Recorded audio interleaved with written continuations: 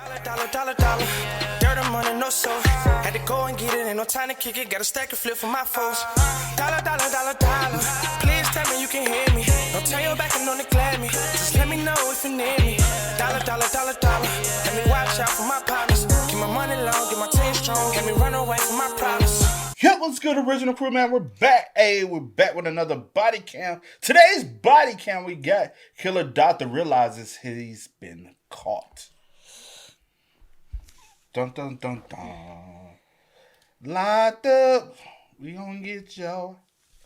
Oh, we gonna get yo. We gonna lock you up.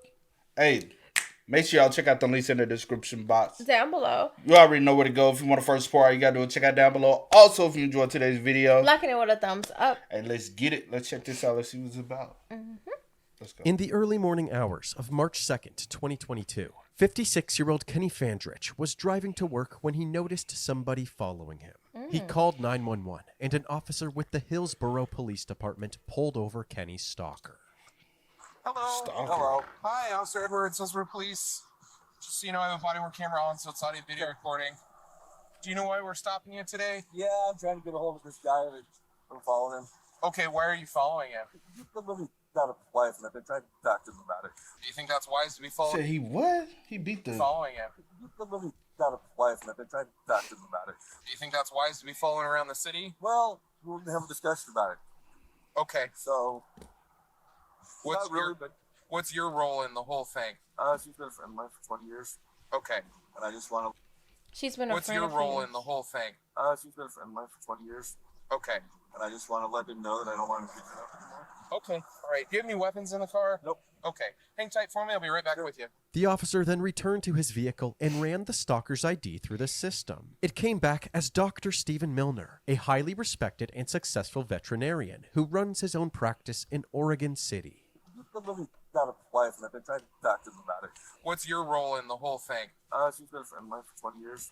The friend he's referring to is Tanya Fandrich, a vet tech that had worked for him from 2002 to 2019. It turns out that Stephen became obsessed with Tanya and had been harassing her and her husband for several years. Unsure of Stephen's intentions, the officer gave him a stern warning. So, here's my advice to you, okay? This is very, very strong advice. Leave them alone. He wants nothing to do with you. She wants nothing to do with you. I understand there was an affair, all sorts of back history that went on. If you show up at their house, if you contact them, anything like that, you're going to go to jail. Stephen. So basically, this is all off the grounds of an affair. And that's when shit like this get dirty, bro. Like... You got obsessed with her. I wonder when did everything start happening, and she had to inform her husband of everything. And yeah, and they probably like, okay, we're gonna work things out, but you can't have nothing to do with him. She no longer works there. He's still obsessed. Because this is in 2022. She stopped working there in 2019, right? Said 2019. She worked there from 2002, 2019. And then you came up with a lie said he'd been beaten. Tried to convince the officer that he was only doing this because Tanya's life was in danger. And he has told her that people put her in the cistern under the house. I'm the only person who gives a shit, and I'm not allowed to give a shit. I want to be very, very clear with you, okay? Leave them alone. Because you're very close to going to jail today for stalking, okay? Like, very, very close, okay? On the body camera, he is going to kill her. She is going to die, and he is going to kill her. Actually, 11 months after this incident, it would be Kenny who was found with his neck snapped, dead in his vehicle. On the morning of January 27th, 2023, Kenny pulled into a parking garage in his black Honda Civic, ready for his shift in Hillsborough, Oregon. Nothing seemed out of the ordinary, but as soon as he grabbed his tools and left the parking garage, a masked man suddenly appeared and began spray painting as... Shut up! Motherfucker, that is you! Oh my God. You. That is... I ain't gonna hold you. There's weird ass people out here like this. Many surveillance cameras as he could find. One of the cameras was pointed directly at Kenny's vehicle. Yeah. The man knew exactly where most of the cameras were, making it appear like this was a carefully planned operation. However, he did miss some cameras that were less visible or harder to reach. Once the masked man was done, he left the parking garage in a blue Buick sedan. Then, at 1:13 p.m., a maroon minivan entered the parking garage and He pulled done into the switched space cars. right beside Kenny's car. A couple of hours later, Kenny finished his shift and made his way back to his vehicle, is so completely sad, unaware that he was man. walking right into the killer's trap. The headlights on Kenny's car can be seen flashing through the camera's obstructed view as he unlocks his vehicle. Moments later, Kenny is attacked and he disappears can into the back of the minivan. His headlights begin flashing over and over until eventually the flashing stops. 10 minutes later, more movement is captured before the maroon minivan drives away, exiting the parking garage. Hours later, the Hillsborough Police Department received a call from Tanya reporting Kenny missing. I called him, couldn't get a hold of him, and he always answered, always took my call. And I was like, that's not right. She told the police that Kenny always shared his phone location with her, and it showed that he was still at work. So the police agreed to go to the parking garage to look for him. When they arrived, they found Kenny brutally murdered in the driver's seat of his Honda Civic. His neck appeared to be broken, and his face was blue. Not long after this discovery, Kenny's wife Tanya arrived at the scene. We're not sure right now. Fire. We're gonna have medics. He's here in the garage somewhere. She could immediately tell by the officer's reaction that something bad had happened.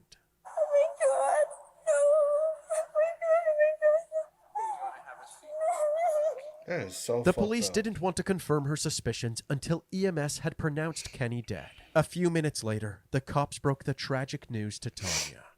It can't be happening. It can't be happening. This can't be real. It can't be real. This can't really be happening. We're going to have the medical examiner come out and investigate this, okay? Has he been having any issues lately? No, but he has a stalker. This comment caught the officer's attention, so after the initial grief had subsided, the police interviewed Tanya and learned about her long history with Kenny's stalker, Stephen Milner. Hi, I'm Steve Milner, owner of the Milner Veterinary Hospital.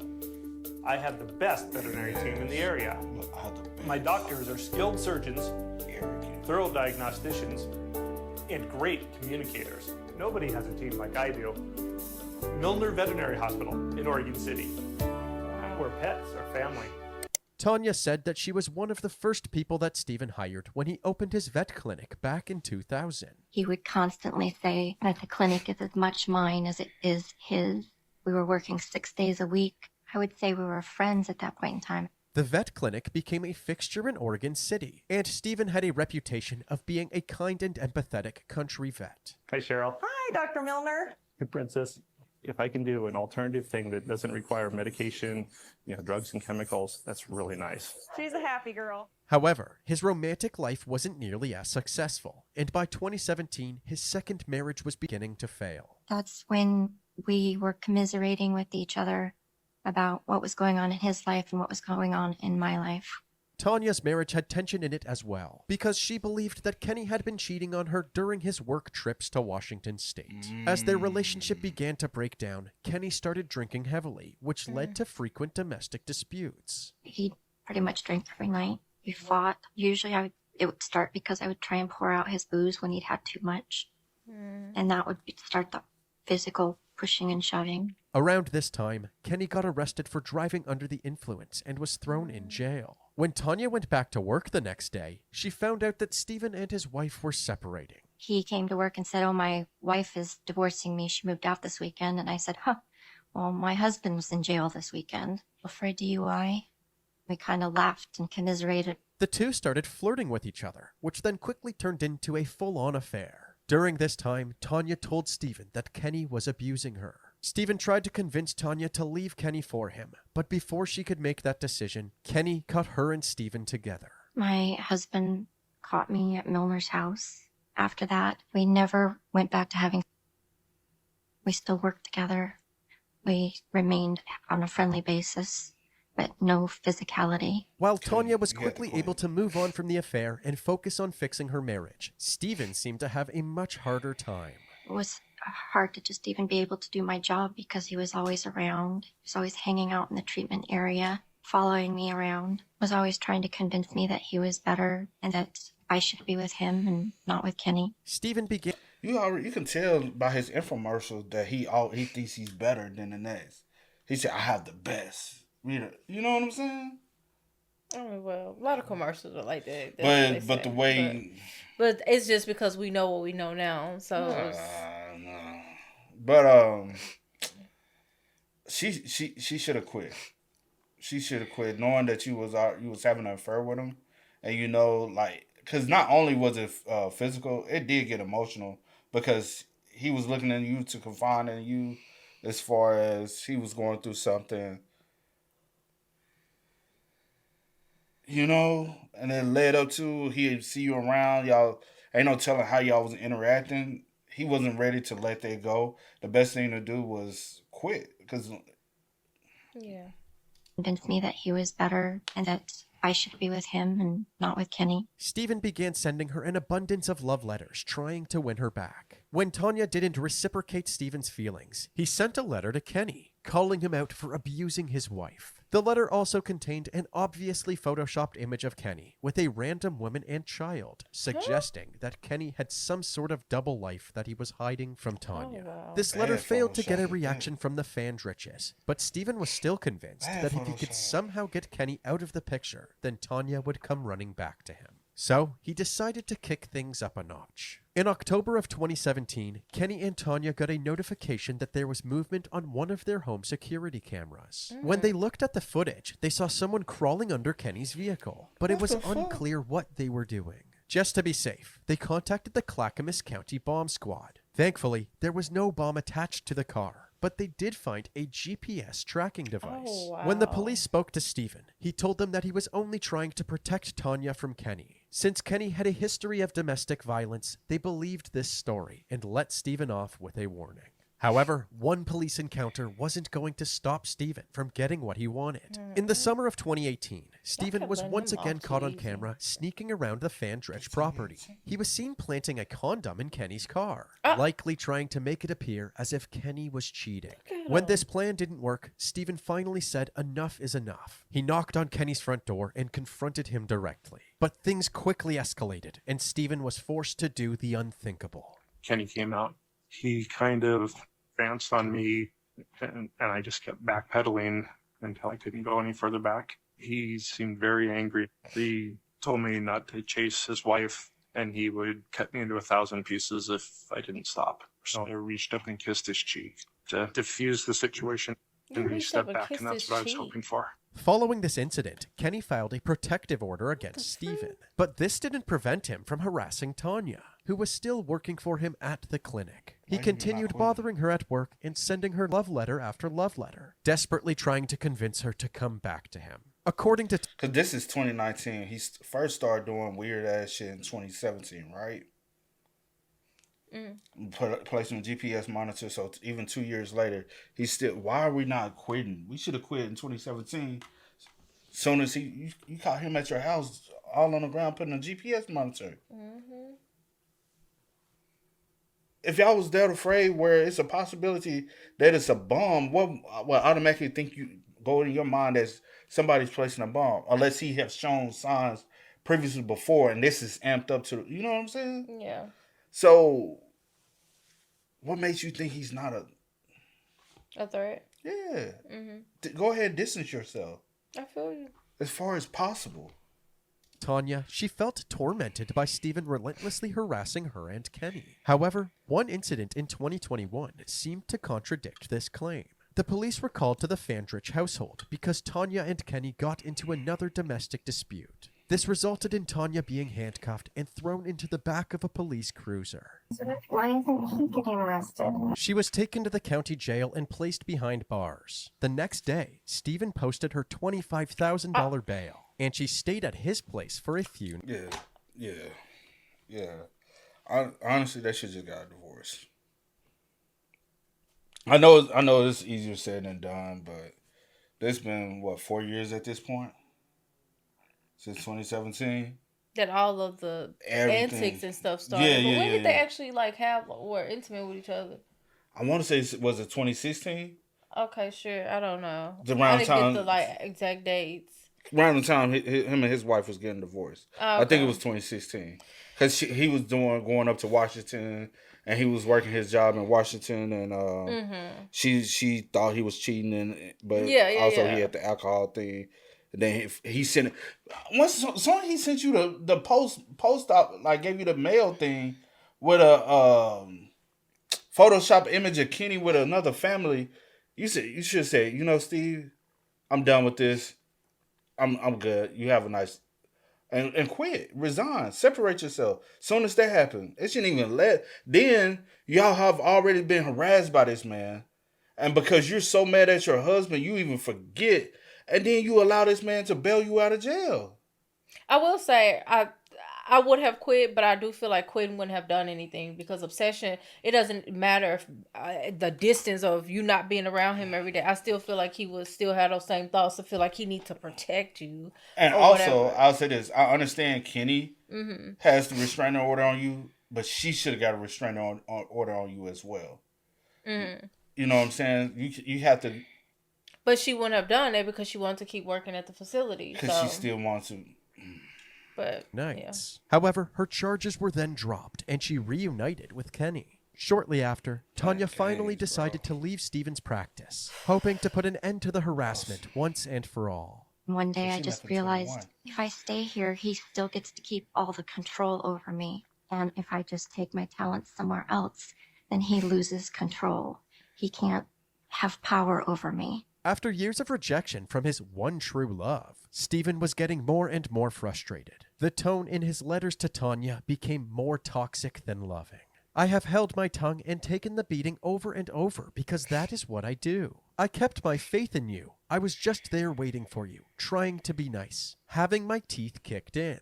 I am sorry that I scare you when I hit things. You are right, it is a sign of lost control, but it is a controlled loss of control. This toxic mindset led him to planting another tracking device on Kenny's vehicle and following him to work, which we saw at the beginning of this video. Okay, why are you following him? Got a wife, and I've been trying to talk to him about it. So, here's my advice to you. Okay? Leave them alone. He wants nothing to do with you. She wants nothing to do with you. I understand there was an affair, all sorts of back history that went on. Okay? On the body camera, he is going to kill her. She is going to die, and he is going to kill her. By this point, Kenny's protective order had expired, so Tanya and Kenny filed another one. Despite this protective order being granted, Kenny was constantly paranoid that Steven was going to kill him. He began drinking heavily again to cope with the stress, but this led to more conflict within the marriage. Then, on March 28, 2022, Kenny called the police saying that he had crashed his car into a tree on the side of the road. A patrol officer responded to the scene, and it was immediately clear that Kenny was intoxicated. What's your name, sir? Kenneth Standards. Hey, Kenneth. Is that your car, man? Yes, it is. Okay, were you driving? Yes, I was. Okay, what happened? My wife and I have been fighting today, and I thought she was at her boss's house where I've caught her cheating on me. Sorry. I lost control of my car and just... Okay. I didn't want to go. I didn't want to drive. I didn't want to do any of that. It just... Kenny was clearly spiraling into paranoia, desperately trying to balance the fear of Steven killing him with the fear of Steven taking his wife. Over the next 5 months, this paranoia only amplified as Steven violated the protective order. So, damn, bro. So, not only he's already alcoholic, right? And he tried to stop drinking, but he's dealing with all this shit. Stress, what's a good word? Stress-induced drinking, or what you trying to say? No, I'm saying like stuff to initiate, like the stress part that initiates the increase of alcohol consumption. But this is a term I'm looking for. But he keeps violating the protection order. 9 times out of 10, his wife is continuing to come back to him, then go back to the Steve. Then it's just toxic all the way around. Indeed it is. And like I said, in 2017, if you really wanted to keep your marriage, you separated yourself from your boss, went and got another job, maybe this could have, you know what I'm saying? But obviously you keep going back, forth, forth. You having conversations, but you telling one thing, you telling the other another thing. Mm-hmm. And then when you get in a heated argument with Kenny, you go run to Steven. And we don't know what conversation we're having with Steven. He's already fucked up in the head. And you keep...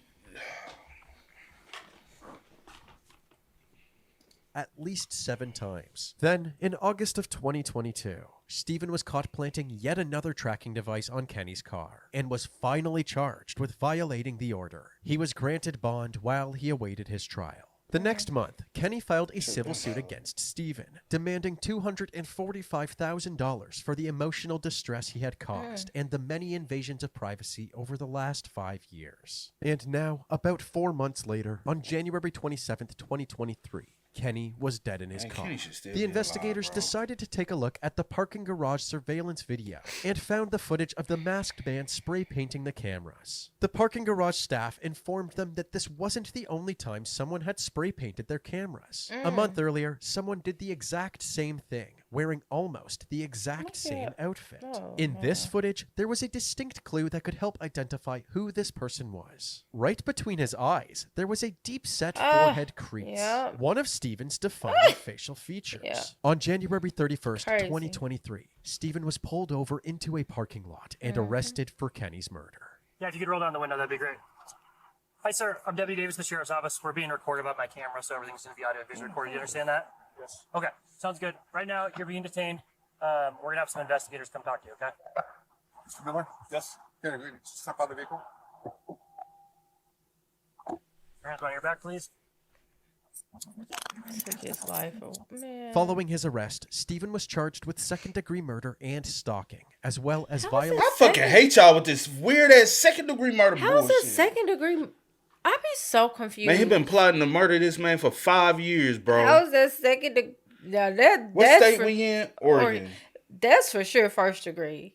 I don't know if y'all people just feel like first degree is a little harder, or they first start like just charging with second degree. No, you first start with first degree, and then you might reduce the charges. You don't start. Okay, second well, degree, whatever. That ain't after second charges. degree. That ain't second degree. But whatever, as long as you give him life without parole. Cause I'm just gonna say that. Violating Kenny's protective order. He was booked into the Washington County Jail and denied bond. While Steven was in custody, the police noticed that he had poorly applied makeup on his nose, covering something up. When the makeup was removed, it revealed a small scratch, which the detectives believed was a defensive wound sustained during the attack. Unfortunately, this scratch, along with the rest of the evidence gathered thus far, was purely circumstantial, which could make it difficult to prosecute Steven. So the detectives continued hunting down more evidence to strengthen their case against him. They executed a search warrant for his home, and they discovered what they called a shrine to Tanya. His bedside table was chock full of Tanya memorabilia, including framed photos of her, lovey-dovey post-it notes, cards from when they were together, and several pairs of her underwear. They also found a cardboard cutout of Steven as a glistening, muscular man in jorts with a paw print tattoo on his chest. Wow. After a thorough This motherfucker love Photoshop. Yo, you can't make this shit up, bro. investigation, the detectives were surprised to find out that the cardboard cutout had nothing to do with Kenny's death. Using GPS location data, they were able to trace Steven's movements on the day of the murder. Hours before the attack, he was captured parking his white SUV in a Home Depot parking lot and getting into the maroon minivan that Kenny was later killed in. The minivan was then seen leaving the parking lot and heading in the direction of Kenny's work. On another day, about a month before the murder, Steven could be seen once again parking his white SUV, but this time he got into a blue Buick. The same blue Buick that exited the parking garage moments after the cameras were spray painted. He then parked the Buick in the middle of the parking lot, exited the vehicle, and started walking towards the Home Depot. He entered the store, and after a few minutes of shopping, he paid at the self-checkout and left with a new pair of sunglasses. The same sunglasses he was wearing when he spray painted the cameras. Yes. He was also wearing the same boots and potentially the same jeans. The detective's main concern now was finding the maroon minivan because it likely contained forensic evidence from the murder. It turned out that the van had been discovered abandoned on the side of the highway a few days after the murder, and it had been sold to a scrap metal company. When the detectives reached out to the scrapyard, it was too late. The minivan had already been completely demolished. Dang. Despite this disappointment, they were still confident that they had more than enough evidence to Yeah, prosecute most Stephen. His definitely. trial began in January of 2025, and the prosecution took the jury through the years of harassment that Stephen had put Kenny and Tanya through, including all of the incriminating surveillance footage. They also revealed that the crime lab found Stephen's DNA on Kenny's hands, which the prosecution believed was the nail in the coffin for Stephen. However, when the prosecution rested their case, the defense called Stephen himself to the stand, and he had an explanation for everything. He tried to justify his long history of stalking, saying that his affair with Tanya actually lasted much longer than she would admit. It was a romantic relationship. I was very afraid of her by then. She seemed to have more bruises. She was, as far as I understood, trying to leave him, and he would just keep talking her into not. She couldn't make that final break. In the beginning, I didn't feel or realize how dangerous he was. I would say the middle of 2018 is probably when I started getting very concerned about it. I was trying to push them into breaking up. Even when she left Stephen's practice and excommunicated him, he said that he felt a sense of responsibility to protect the woman he loved. I still obviously cared for Tanya as a person, and it just seemed like she was trapped in this. I was trying to push them over the edge to them breaking up. He confessed to the court that after several failed attempts to put an end to their relationship, he started following Kenny with the goal of getting him arrested and thrown in jail. I was going to try and catch Kenny driving when he got his DUI. I think he had lost his license, and I was trying to get him arrested. Why was it your responsibility to enforce Oregon traffic? I was trying to keep Tanya from getting killed. According to Stephen, January 27th, 2023 was just another attempt to get Kenny arrested. But when Kenny came back to his vehicle after work, he realized that Stephen was in the minivan, so he opened the van door and began attacking Stephen. Basically fought for a little bit. There was pushing and shoving. Eventually, I was able to push him up against the car and then shove him into the car. I was pushing on him on his chest, and I may have pushed on his neck. I don't know. It happened really quickly. I was in my van, and I jumped down, and he was attacking me. Oh, it was a fight. It was crazy and fast. I absolutely was not intending to kill Kenny Fandridge. The prosecution found this explanation to be extremely far-fetched. They believed that the idea of someone breaking their neck by being pushed into their own car made no sense. During cross-examination, they also highlighted Stephen's questionable actions following the murder. Where did you swap cars? At Sunnyside Hospital. Why did you need to do that? I was getting rid of the car, the van. Why? Because I just drove it to a place where somebody died. So you were trying to cover up that you were there? Yes. Even though it was just an accident. After a 7-day trial, the jury deliberated for 6 hours before reaching their verdict. All right, there's our 12 jurors. Go and have a seat. I'm now reading the verdict form. As to count 1, murder in the second degree, guilty. As to count 2, stalking, guilty. As to count 3, it says guilty. As to count 4, it says guilty. Stephen was found guilty on all 7 charges, and his sentencing took place on February 18th, 2025. Are the parties prepared for sentencing? Yes, sir. But before Stephen's punishment was handed down, Tanya took the stand to give her impact statement. She used this opportunity to address Stephen directly. For years, you tormented Kenny and me, leaving us as your victims. Now it is me standing here in front of you. And hear me clearly when I say, I have witnessed your insatiable need to be seen as a hero, which you clearly are not. I will never believe that you thought my life was in danger. You needed a defense for the savage and brutal way you killed Kenny.